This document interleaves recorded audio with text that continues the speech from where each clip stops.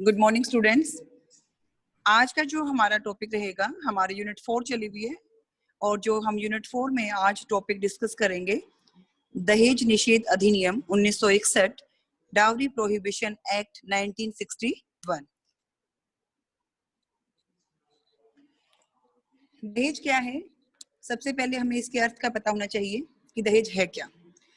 दहेज भारतीय समाज की एक सबसे बड़ी विकृति है, अर्थात हम कह सकते हैं कि जो दहेज है वो भारतीय समाज की एक सबसे बड़ी बुराई कह सकते हैं। और किस तरीके से बुराई है? कोई भी जो चीज है समाज में, वो बुराई का रूप धारण कब करती है? जब उस तरह के व्यवहार से समाज में किसी भी व्यक्ति को कोई कष्ट पहुंचता है, कोई पीड़ा पहुंचती है, या उस व्यवहार के कारण वो उसकी हत्या कर दी जाती है, या वो आत्महत्या करने पर मजबूर होता है, यानी कि उसी को हम क्या कहेंगे? सामाजिक बुराई है, एक विकृति है। तो दहेज जो है भारतीय समाज की एक सबसे बड़ी समस्या और विकृति है, जिसमें क्या होता है, शादीशुदा महिलाओं को, यानी कि हम कह सकते हैं शादी के बाद जो एक बेटी होती है वो एक बहू बहू के रूप में आ जाती है। और उस बहू के रूप में जब वो आ जाती है तो उस बहू को का शोषण करना, यानी कि उसको मतलब परेशान करना, शारीरिक हो सकता है, मानसिक हो सकता है। या दिक्कत कब आ जाती है कि उस परेशानी के साथ साथ उस बहू को जला तक दिया जाता है, या उसकी हत्या भी कर दी जाती है, या उसका उत्पीड़न किया जाता है। तो जो ये घटनाएं हैं जो बहू के साथ होती हैं, ये बहुत ही आम चीज है, जो भारतीय समाज के एक सबसे बड़ी समस्या आज भी बनकर खड़ी हुई है। तो इस प्रकार से हम कह सकते हैं कि जो दहेज है वो आज, क्योंकि हम सब क्या है, उपभोक्तावादी प्रवृत्ति, यानी कि हम मेटेरियलिस्टिक जो लाइफ है वो हम जी रहे हैं। यहाँ पर जो हमारी भारतीय संस्कृति थी या सभ्यता थी, उसको हम भूल चुके हैं। तो आज जिस भौतिकवादी या उपभोक्तावादी युग में हम जी रहे हैं स्टूडेंट्स, वहां पर जो जैसा हमारा व्यवहार है वो हमारी जो प्राचीन संस्कृति थी या हमारी जो सभ्यता थी उसके बिल्कुल अपोजिट हो चुका है, उसके बिल्कुल विरोध हो चुका है। इस प्रकार से जो हमारी परंपराएं थी, जो हमारी पवित्र परंपराएं थी, उनके प्रति हमारा जो दृष्टिकोण है वो भी क्या हो चुका है? वो भी दूषित हो चुका है। यानी कि पहले एक दूसरे का सम्मान किया जाता था, दूसरे की बेटी को भी अपनी बेटी माना जाता था, लेकिन आज के दिन वैसा हमें देखने को नजर नहीं आता है। तो हम कहेंगे जो दहेज है यानी कि डाउरी है, वो एक सर्वव्यापी सामाजिक समस्या है, और साथ ही साथ एक सभ्य और आधुनिक समाज का एक घिनौना और एक विकृत रूप है, जो हमें हर जगह देखने को मिलता है। ये हो सकता है कि कहीं उसका जो रूप है वो कम दिखता है, कहीं पर ज्यादा, लेकिन अगर हम ये कहें कि हमें वो रूप कहीं पर भी नजर देखने को नहीं आता है, तो ये बिल्कुल असत्य होगा। अब बात आती है कि दहेज है क्या, what is the meaning of dowry.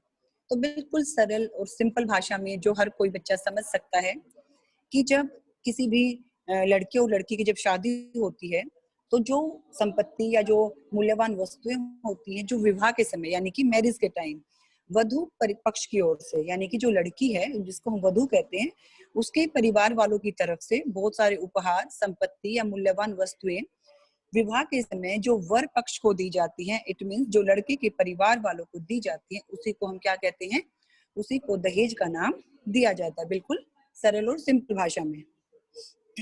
तो हम कह सकते हैं दहेज का अर्थ है कि जो संपत्ति विवाह के समय वधु के परिवार की तरफ से वर को दी जाती है, इट मीन्स शादी के टाइम जो लड़की वालों के परिवार की तरफ से लड़के वालों की फैमिली को दी जाती है, उसे दहेज कहा जाता है। दहेज को उर्दू भाषा में पहले जहेज भी कहते थे। और जो अगर हम बात करें इसके इतिहास की, तो यूरोप, भारत, अफ्रीका और कई अन्य देशों में इसका बहुत लंबा इतिहास है। तो इस प्रकार से हम कह सकते हैं कि जो वधु है यानी कि जो लड़की है, उसके परिवार के द्वारा ये नकद रूप में यानी कि कैश के रूप में दे सकते हैं, वस्तुओं के रूप में दे सकते हैं। लेकिन मेन बात है कि चाहे वो कैश दिया जा रहा है, चाहे वो वस्तुओं के रूप में दी जा रही है, लेकिन वर परिवार को वो बहुत बड़ा अमाउंट दिया जा रहा है। जैसे आप देखते हैं, हम सब शादियों में जाते हैं तो हम जब टीका होता है, जब सगाई होती है, तो हम देखते हैं ना कि क्या दिया है, लड़की वालों ने क्या दिया है। वो ज्वेलरी हो सकती है, वो गाड़ी के रूप में हो सकता है, वो एफडी यानी कि कैश हो सकता है, यानी किसी भी रूप में हो। लेकिन हमें मेन बात दहेज हम किसको कहेंगे? जो लड़की के परिवार वालों की तरफ से लड़की के परिवार वालों को दी जाती है। और किस टाइम दी जाती है? At the time of marriage, यानी कि शादी के समय। और आज ये आधुनिक समय में बहुत ही जो दहेज प्रथा है, ये एक बुराई की तरह फैल रही है। और किस तरीके से फैल रही है कि इसने आज विकराल यानी कि मतलब जिसका घिनौना रूप हमें देखने को मिलता है। घिनौना रूप हम इस तरीके से कह सकते हैं जब उस जो किसी की बेटी है, उस बेटी को जब वो बहू बनकर आती है और दहेज के लिए यानी कुछ पैसों के लिए, नकदी के लिए या वस्तुओं के लिए जब उसकी हत्या तक कर दी जाती है और जलाकर उसे मार दिया जाता है या पूरी उम्र उसे प्रताड़ित किया जाता है, यानी कि उसे हराश किया जाता है, तो वो एक विकराल समस्या ही है। अगर हम दहेज के आंकड़ों की बात करें, क्योंकि हम तब से क्या कह रहे हैं कि जो दहेज है वो भारतीय समाज के एक बहुत ही विकृति है या एक बुरी समस्या है, तो उसके जो आंकड़े हैं ये हमें सोचने पर मजबूर कर देते हैं स्टूडेंट्स कि जो दहेज है, जो डाउरी है, वो सच में बहुत ही घातक समस्या है भारत के लिए। अगर भारत की मैं बात करूं तो औसतन हर एक घंटे में जो एक महिला है वो दहेज संबंधी कारणों में मौत का शिकार होती है। अगर हम आंकड़ों की बात करते हैं तो हम कह सकते हैं कि जो दहेज के आंकड़े हैं, वर्ष 2001 में 6,851 और इसी तरीके से हर साल ये बढ़ते गए। 2007 में अगर मैं बात करती हूँ तो 8,093 मामले, यदि 2009 की मैं बात करती हूँ तो 8,338 और इसी प्रकार से अगर मैं 2011 की बात करती हूँ तो 8,618 और सर्वाधिक वर्ष 2014 में 10,050 मामले रिकॉर्ड किए गए, यानी कि जो पीक पर था। उसके बाद जैसे बेटी बचाओ बेटी पढ़ाओ, बेटी को सशक्त करने की बात या इस तरह के जो कानून बने हैं उसको शक्ति से लागू किया गया, लेकिन उसके बावजूद भी हम ये नहीं कह सकते कि जो दहेज रूपी जो एक बुरी समस्या है वो भारतीय समाज से आज वर्तमान में खत्म हो चुकी है, क्योंकि हाल ही में वर्ष 2018 में जो दहेज हत्या के मामले वो 7100 मामले दर्ज किए गए हैं। तो ये हमें सोचने पर मजबूर कर देते हैं ये आंकड़े कि क्या भारतीय समाज में आज भी जो दहेज है यानी कि जो दहेज प्रथा है, जो डाउरी सिस्टम है, क्या उसका जो नकारात्मक रूप है वो हमें देखने को नहीं मिलता है, क्योंकि आंकड़े हमें ये चीज स्पष्ट कर देते हैं। इस प्रकार से हम कह सकते हैं कि जो दहेज उत्पीड़न यानी कि दहेज के लिए पीड़ा देना यानी कि डिमांड, दहेज क्या होता है? एक प्रकार से मांग होती है जो हमेशा लड़के वालों की तरफ से उठाई जाती है कि भाई हमें ये चाहिए, हमें इतना नहीं, हमें ज्यादा चाहिए।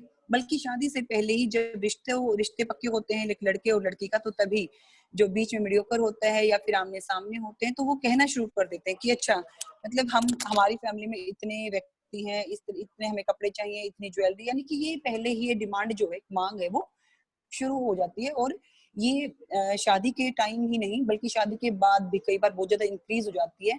जब शादी में बहुत बड़ा अमाउंट या बहुत सारी ज्वेलरी दी जाती है लड़की वालों की तरफ से, तो लड़के वाले बाद में भी हर इवेंट पे यानी कि हर अवसर पर उनकी एक्सपेक्टेशन बढ़ जाती है और वो डिमांड उठाना शुरू कर देते हैं। तो इस प्रकार से, और जब वो डिमांड पूरी नहीं होती है, मान लीजिए लड़की वाले इतना अफोर्ड नहीं कर पा रहे हैं और वो मना कर देते हैं, लड़की मना कर देती है, तो उसे पीड़ित किया जाता है, उसे परेशान किया जाता है, शारीरिक रूप से भी, मारपीट के भी, या मानसिक रूप से उसको जताने देना, उसकी आलोचना करना, उसके कैरेक्टर पे उंगलियां उठाना या इस तरीके से। तो जो ये दहेज के लिए उत्पीड़न यानी पीड़ा देने पर जो हमारी भारतीय दंड संहिता है यानी कि आईपीएस की जो धारा 498 है, जिसमें ये प्रावधान किया गया है कि दहेज से के खिलाफ क्या कार्रवाई की जाएगी या जो दहेज उत्पीड़न है उसको कैसे खत्म किया जाएगा, और महिलाओं को, शादीशुदा जो लड़कियां हैं, जो महिलाएं हैं, जो बहुएं हैं, उनको कैसे प्रोटेक्शन दी जाएगी। तो ये आईपीसी की जो धारा है 498 ए, इसमें दिया गया, इसमें प्रावधान क्या है कि या तो उस महिला का पति हो सकता है या उसके पति के साथ क्या हो सकता है कि उसके रिश्तेदार हो सकते हैं। उसमें